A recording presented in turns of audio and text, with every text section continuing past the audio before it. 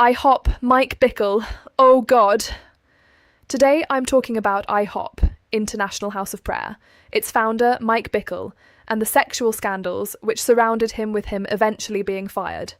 Hiya, I'm Jezebel, former born-again, and spirit-filled Christian, now deconstructed and deconverted. Please like, comment, and subscribe.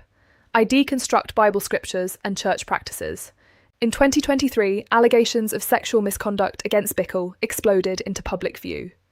He admitted what he called moral failures and inappropriate behaviour, although he denied some of the more serious allegations.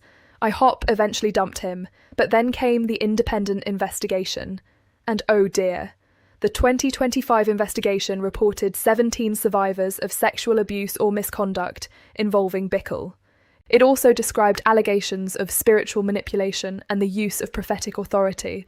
And that's the bit I find fascinating and horrifying, because imagine you're a young Christian, and this hugely respected prophetic leader tells you, God has told me ...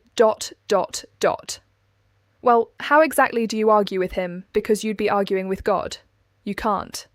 And that's precisely why unchecked spiritual authority is so dangerous, because once someone convinces you that their words come directly from God, well, they then have God's own authority over you. And Mike Bickle used that authority to abuse women in his care. Fucking disgrace.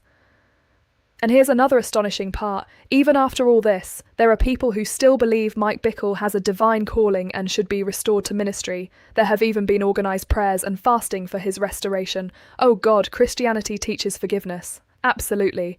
But forgiveness doesn't mean putting the same person back in the same position of power and ready for the cycle to rinse and repeat.